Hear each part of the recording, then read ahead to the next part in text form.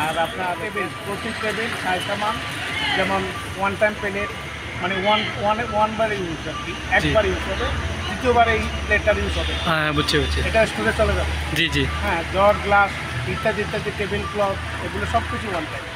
প্রতি টেবিলের সামান এবং টেবিলটা, চেয়ার এবং টেবিলটা 2000 টাকা পার পিস।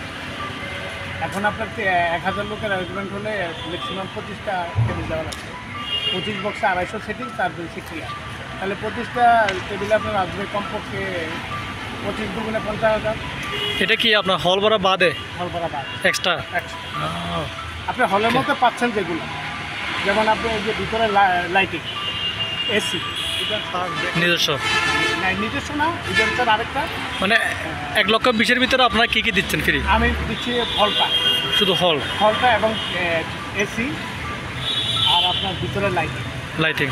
এটা আমাদের কাছ থেকে আপনি 1,20,000-এর মধ্যে পাচ্ছেন। আর আপনার গ্যাস্ট অনুযায়ী টেবিল বলছি, প্রতি টেবিলে 10 জনের সেটিং 2000 টাকা। মানে আপনার অ্যারেঞ্জমেন্টের যত খাবারের মেনু আছে, ওই ধরনের থালাবাটি, খাওয়ার প্লেট, গ্লাস, বুঝছি। হ্যাঁ, ইত্যাদি, মানে যত লাগে প্রতি টেবিল 2000 টাকা। ওকে, থ্যাংক ইউ।